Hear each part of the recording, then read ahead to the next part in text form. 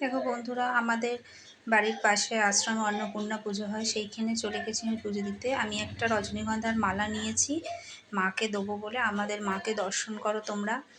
এটা হাতে বানিয়েছে আমাদের পাড়ার একটা ছেলে। দেখো সবাই মিলে আমরা এখানে পাড়ার জোগাড় করছি, পুজোর জোগাড় করছি। আমি একটা একটা করে মালা মাকে পরিয়ে দিচ্ছি। এই মালাটা আমি দিয়েছি, দেখো একদম ঘট অবধি হয়েছে। খুব সুন্দর করে মালাটা মাকে পরিয়ে দিলাম।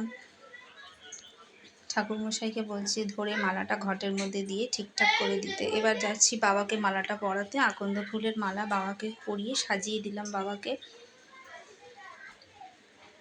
আমার সব ঠাকুরকে মালা পরানো হয়ে গেছে।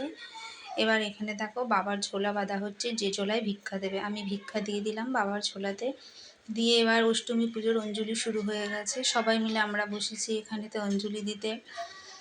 আজ অষ্টমী পুজোতে মায়ের অঞ্জলি দিলাম, সবাই মিলে অঞ্জলি দিলাম মায়ের পুজোতে দিয়ে। মাকে দর্শন করো তোমরা। আজ মা অন্নপূর্ণা পুজোর, এই অন্নপূর্ণা পুজোর অঞ্জলি দিয়ে আমরা পুজো সমাপ্ত করলাম।